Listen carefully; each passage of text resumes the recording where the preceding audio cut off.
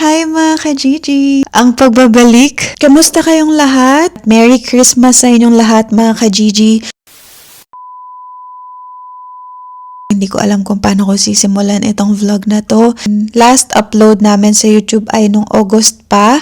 So ngayon ay December na. Mag-January na. 2026 yan. Mag-New Year na mga ka-Gigi. Ngayon lang ulit ako nakapag-vlog. Pasensya na kayo. Ang dami sa inyong nagtatanong. Ang dami sa inyong nagme-message. Nagsisend ng message sa amin sa Facebook page namin.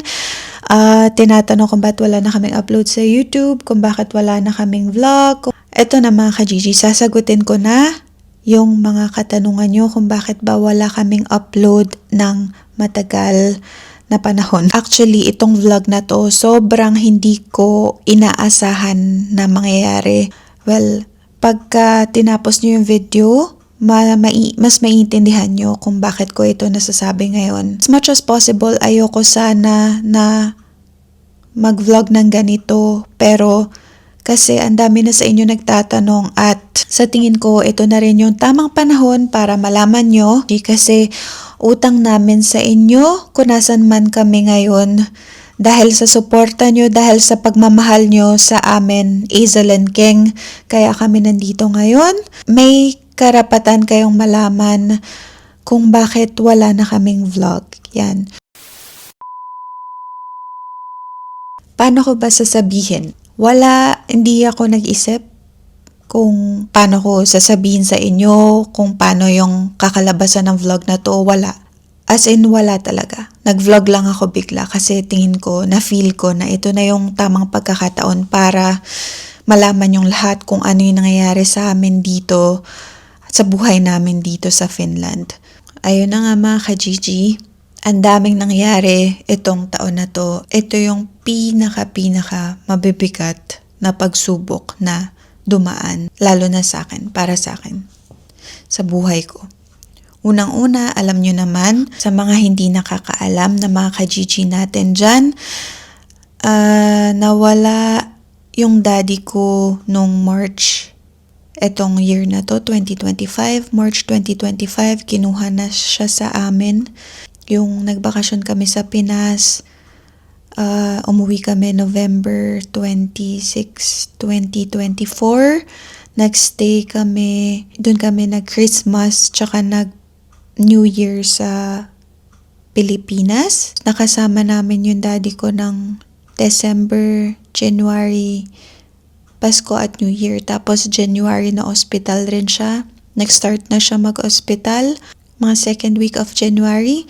Tapos na-hospital siya, start yun. Tapos February, buong month. Tapos March 25, 2025, tuluyan ng kinuha sa akin yung daddy ko.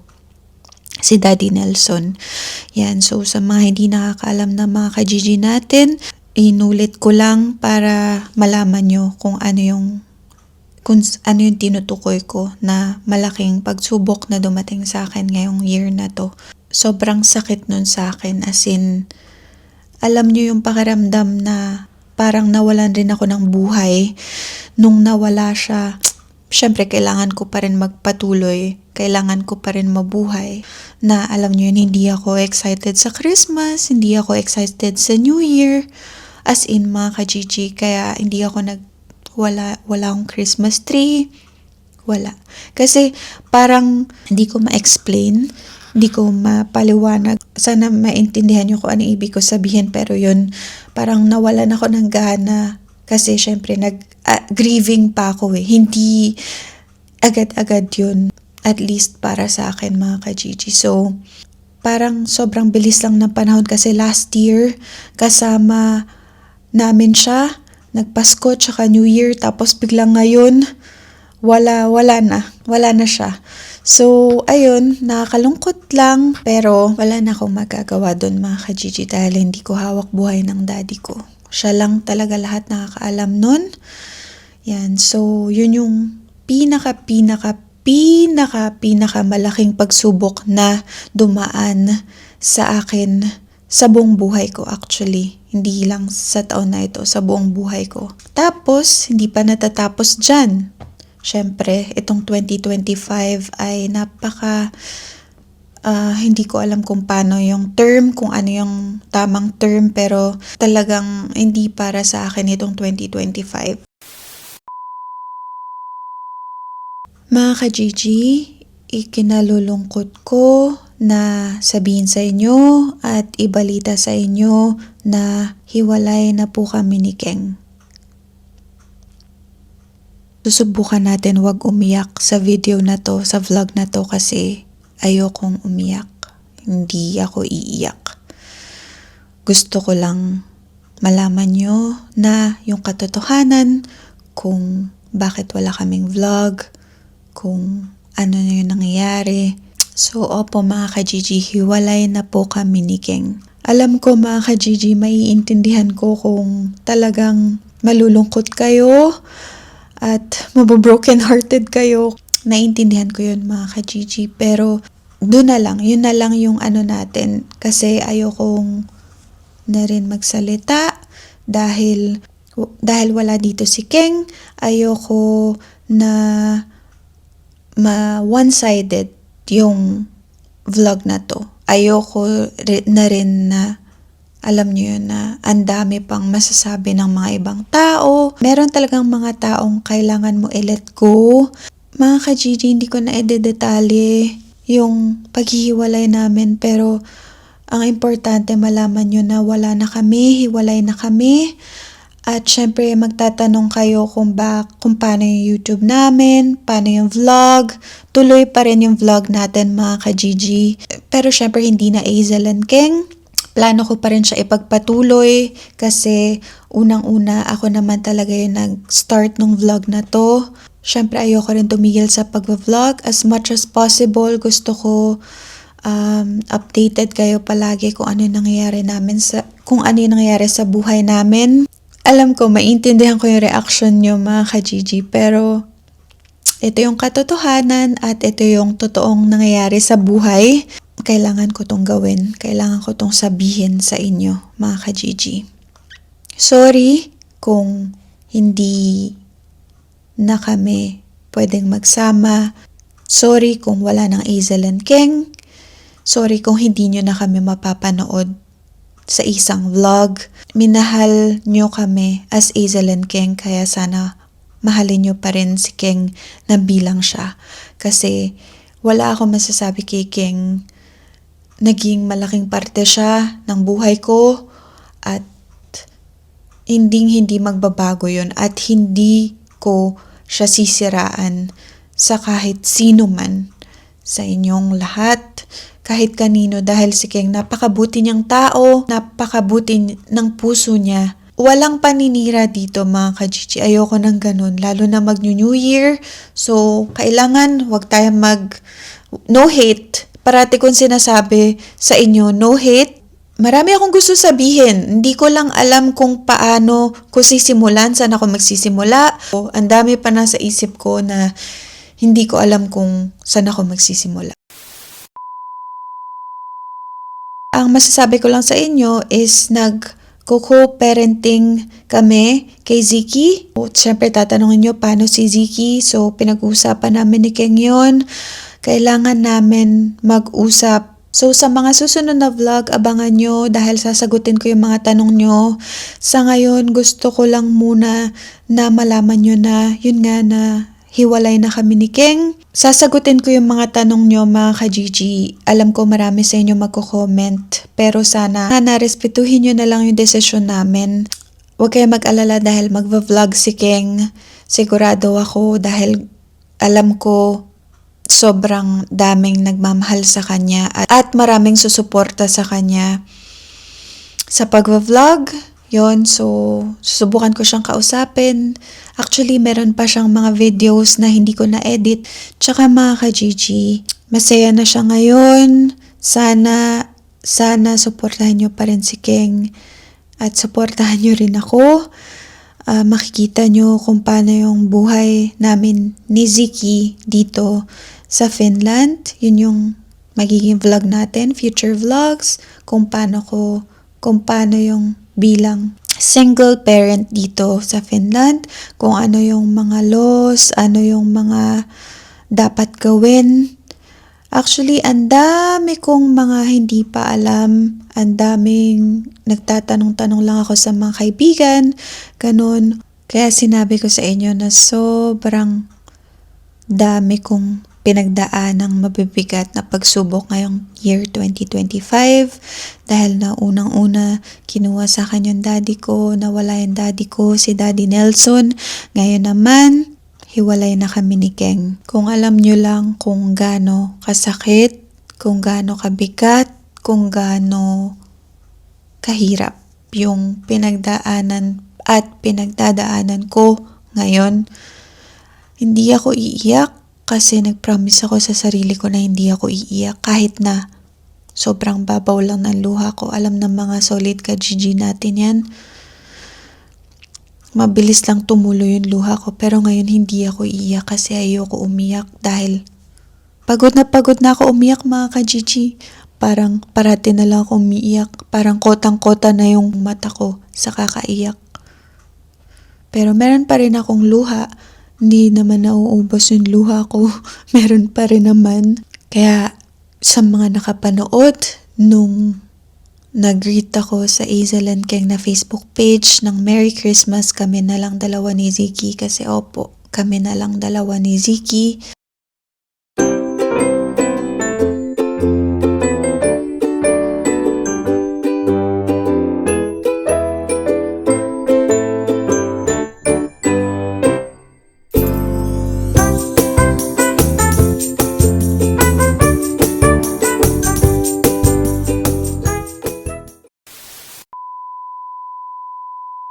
Pero ang kagandahan naman doon ay nag-spend kami ng Christmas as a family pa rin. Nag-spend kami ng Christmas kasama ko si Keng and si Ziki.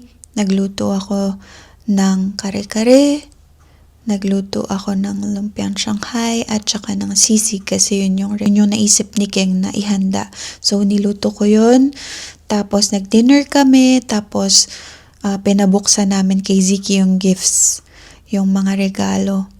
Kasi naisip namin ni Keng na gusto pa rin namin na makita ni Ziki na buo kami ngayong Pasko. So yun yung kagandahan sa amin ni Keng. Iniisip namin yung kapakanan ni Ziki, yung kabutihan ng anak namin. At gusto ko lang rin mag-sorry sa inyo mga ka-GG. Sorry kasi ang tagal kong hindi nag-vlog. Ang tagal kong walang upload. Bigla-bigla na lang ako nawawala. Pasensya na kayo. Sorry talaga mga ka-GG. Marami lang talagang pinagdaanan ngayong year na to. Alam ko maintindihan nyo ko. Huwag kayong mag-alala dahil gagawin ko yung best ko. Magbalik ulit sa vlogging para naman updated kayo sa buhay namin dito. Kaming dalawa na lang ni Ziki yung makikita nyo. Gusto ko lang mga ka-GG na supportahan nyo pa rin siya. Paulit-ulit ko yun sasabihin dahil sobrang galing ni Keng mag-vlog at deserve niya yung maraming views, maraming likes, maraming comments. Maraming salamat sa inyong lahat sa suporta at pagmamahal nyo sa Azel and Keng mula sa puso ko at alam ko mula rin sa puso ni Keng yung walang sawang pagsasalamat at pagmamahal nyo sa amin. Pero hanggang dito na lang. Well, dapat kaming dalawa to. Dapat kaming dalawa yung mag-vlog. Kaming dalawa yung magpapaalam sa inyo. Magkikita-kita pa tayo sa next vlog mga ka-G. Promise ko yan sa inyo. See you sa next vlog. Pero ang Azel and Keng ay mapapalitan na. So papalitan ko na yung YouTube name namin dahil unfair naman siguro kay Keng kung gagamitin ko pa rin yung pangalan niya sa YouTube channel natin. So Azel and Ziki. Or kung meron kayong suggestion mga ka-GG sa bagong YouTube name natin, pwede nyong i-comment sa baba. Tulungan nyo ko mag-isip ng bagong YouTube name. Alam ko mga ka-GG, malungkot kayong lahat. Naiintindihan ko yun. Alam ko isang masamang balita to para sa inyo. Ayoko man maghatid ng masamang balita sa inyo pero kailangan nyong malaman to mga ka-GG dahil sinusuportahan nyo kami. At minamahal nyo kami, kaya kailangan malaman nyo to. Huwag kayong malungkot dahil sa New Year, yan, mag-New Year na, new chapter, new beginnings. I-look forward natin, maging positive tayo. Hindi natin alam kung ano mangyayari sa future. Siya lang talaga lahat nakakaalam nun.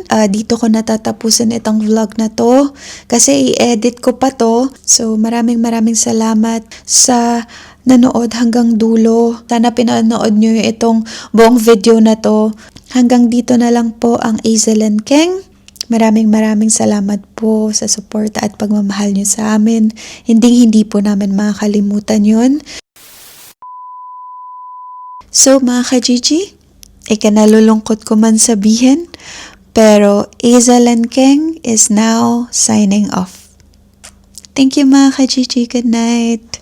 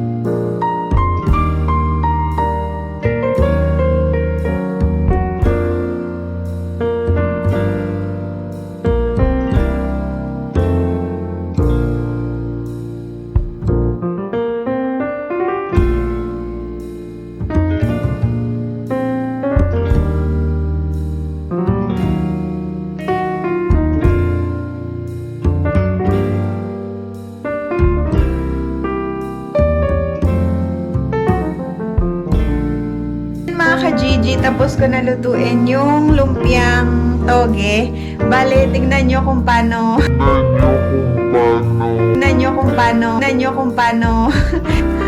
Request niya yun, favorite niya yun, mga ka-Gigi. So, tignan nyo kung paano namin papalamigin para maibalot namin sa, ano.